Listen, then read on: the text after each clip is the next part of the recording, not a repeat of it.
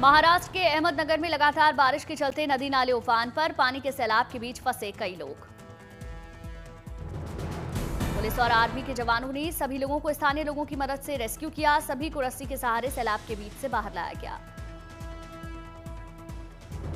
महाराष्ट्र के सोलापुर में रेस्क्यू की ऐसी तस्वीरें सामने आई। रेलवे पुल के बीच एक यात्री बस सैलाब में फंसा।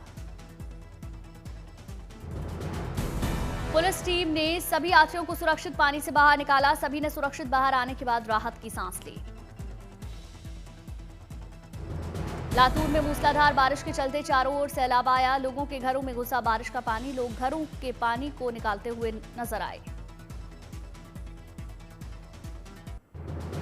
दिल्ली एनसीआर को लोगों को फिर गर्मी से मिलेगी राहत। आज आंधी तूफान के साथ बारिश की संभावना। दिल्ली में 29 और 30 मई को एक बार फिर आंधी बारिश का ऑरेंज अलर्ट। 50 किलोमीटर प्रति घंटे की रफ्तार से चल सकती हैं हवाएं। आंध्र प्रदेश तेलंगाना में अगले 5 दिनों में भारी बारिश की आशंका। कर्नाटक में भी 31 मई तक बारिश की संभावना। छत्तीसगढ़, पश्चिम बंगाल, सिक्किम, झारखंड, ओडिशा में 31 मई तक बारिश के आसार। उत्तराखंड में भी बारिश का अलर्ट। चारधाम यात्रियों को सतर्क रहने के निर्देश।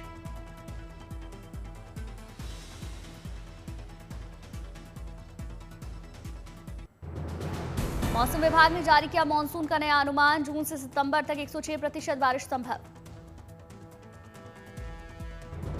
मौसम विभाग के मुताबिक सामान्य से ज्यादा होगी वर्षा। मध्य प्रदेश, छत्तीसगढ़, महाराष्ट्र में ज्यादा असर रहेगा।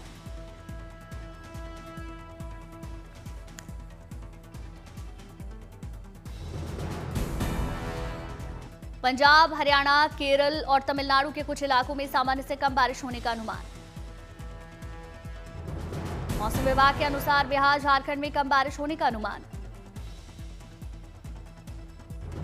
मध्य और दक्षिण भारत में सामान्य से ज्यादा बारिश होने की उम्मीद। उत्तर पश्चिम भारत में सामान्य से अधिक बारिश होने का अनुमान। चारधाम यात्रा में उमड़ा आस्था का सैलाब। 29 दिन में करीब 15,69,000 से ज्यादा श्रद्धालुओं ने चारधाम यात्रा की। चारधाम यात्रा के 29वें दिन भी लगा भक्तों का मेला। मंगलवार को करीब 76,000 से ज्यादा श्रद्धालुओं ने दर्शन किए। केदारनाथ में 26,000 से ज्यादा भक्तों ने दर्शन किए। अब तक 6 लाख से ज्यादा श्रद्धालुओं ने केदार धाम में हाजिरी लगाई।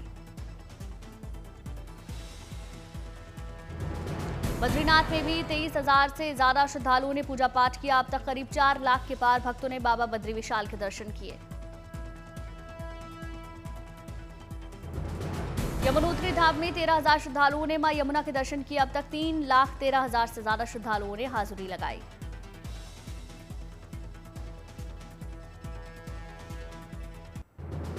गंगोत्री में उमड़ा आस्था का सैलाब। 11,000 से ज्यादा भक्तों ने हाजिरी लगाई। अब तक 2,61,000 से ज्यादा भक्तों ने किए गंगोत्री धाम के दर्शन। हेमकुंड साहिब पहुंचे 1470 तीर्थयात्री। अब तक कुल 7,000 से ज्यादा श्रद्धालुओं ने दर्शन किए। रुद्रप्रयाग के क्रौंच पर्वत तीर्थ में आज से शुरू होगी देव सेनापति भगवान कार्तिक स्वामी की प्रथम बद्रीनाथ यात्रा। तैयारियां पूरी। 2 जून को भगवान कार्तिक स्वामी की यात्रा पहुंचेगी बद्रीनाथ धाम। 4 जून को भगवान कार्तिक स्वामी की 8 दिवसीय यात्रा के क्रौंच पर्वत तीर्थ पहुंचने पर यात्रा पूरी होगी। 5 जून से युगों से चली परंपरा अनुसार विश्व कल्याण के लिए 11 दिवसीय महायज्ञ और पुराण वाचन का होगा श्री गणेश। चुनावी राज्य से प्रधानमंत्री बनेंगे ओंकार। कल से 2 दिनों के बिहार दौरे पर जाएंगे प्रधानमंत्री मोदी। बिहार में होगा पीएम का ग्रैंड वेलकम। ऑपरेशन सिंदूर की सफलता के बाद पटना में रोड शो की तैयारी। प्रधानमंत्री कल शाम 5 बजे पहुंचेंगे पटना एयरपोर्ट। पीएम यहां नए टर्मिनल का उद्घाटन करेंगे। पीएम बेहटा एयरपोर्ट पर करेंगे शिलान्यास। 30 मई को विक्रमगंज होगी जनसभा।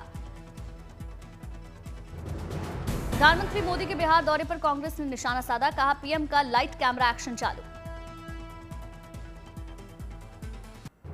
बिहार दौरे के बाद प्रधानमंत्री नरेंद्र मोदी 29 और 30 मई को सिक्किम, पश्चिम बंगाल और उत्तर प्रदेश का करेंगे दौरा। सभी राज्यों के कई कार्यक्रमों में पीएम शामिल होंगे। प्रधानमंत्री अपने दौरे के दौरान सभी राज्यों में खोलेंगे तोहफे का पिटारा। कई हजार करोड़ की परियोजनाओं की देंगे सौगात। लंदन से पाकिस्तानी नेता अल्ताफ हुसैन ने पीएम मोदी से लगाई गुहार। कहा, भारत से आए मुहाजिरों को बचाइए। दिल्ली कैश कांड में जस्टिस जशवंत वर्मा की बढ़ेंगी मुश्किलें। मॉनसून सत्र में महाभियोग ला सकती है केंद्र सरकार। मणिपुर में आया 5.2 तीव्रता का भूकंप। पूर्वोत्तर के राज्यों में महसूस हुए झटके। पीएम मोदी की अध्यक्षता में शुरू हुई केंद्रीय कैबिनेट की बैठक। आंध्र प्रदेश की पोलावरम परियोजना पर उच्च स्तरीय बैठक। ओडिशा, आंध्र प्रदेश, तेलंगाना और छत्तीसगढ़ के सीएम शामिल। दिल्ली में केंद्रीय गृह मंत्री अमित शाह ने पद्म पुरस्कार विजेताओं के सम्मान में विशेष रात्रि भोज का आयोजन किया। पद्म पुरस्कार विजेताओं के साथ खाना खाया। पहलगाम हमले के बाद गुलमर्ग में जम्मू कश्मीर के सीएम उमर अब्दुल्ला ने बुलाई बड़ी बैठक। सभी मंत्रियों, प्रशासनिक सचिवों, वरिष्ठ पुलिस अधिकारी होंगे शामिल। जम्मू में रेलवे ने ऑपरेशन सिंदूर के दौरान उत्कृष्ट कार्य करने वाले 209 कर्मचारियों को सम्मानित किया। पहलगाम हमले के बाद पर्यटन को बढ़ावा देने के लिए पहलगाम पहुंचे CM Omar Abdullah. Travel operators और पर्यटकों से बातचीत की।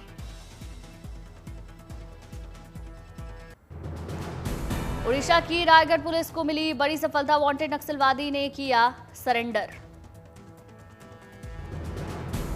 फिरोजपुर में मिला कोविड से प्रभावित मरीज को किया गया क्वारंटीन। अनंतनाग में उप मुख्यमंत्री सुरेंद्र चौधरी ने मठ भवन और मारतंड क्षेत्र में ट्रांजिट आवास का निरीक्षण किया। डिप्टी सीएम ने निर्माण कार्यों का जायजा लिया। हैदराबाद में डिप्टी सीएम के रघु रामकृष्ण राजू ने पूर्व सीएम एनटी रामाराव को नमन किया। समाधि पर अर्पित किए श्रद्धासुमन। मथुरा में राष्ट्रीय लोकदल की राज्य कार्यकारिणी की बैठक का आयोजन हुआ। कार्यक्रम में आरएलडी के नेता और बड़ी संख्या में कार्यकर्ता शामिल। ऋषिकेश में पूर्व राष्ट्रपति रामनाथ कोविंद ने परमार्थ निकेतन में गंगा आरती की विधि विधान से पूजा अर्चना की।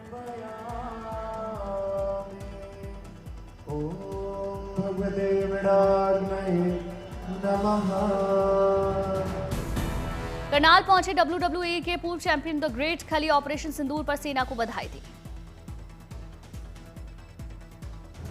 यूपी के नोएडा में फिल्म सिटी का निर्माण जल्द होगा शुरू। यमुना अथॉरिटी की बोर्ड बैठक में नक्शा अप्रूव्ड।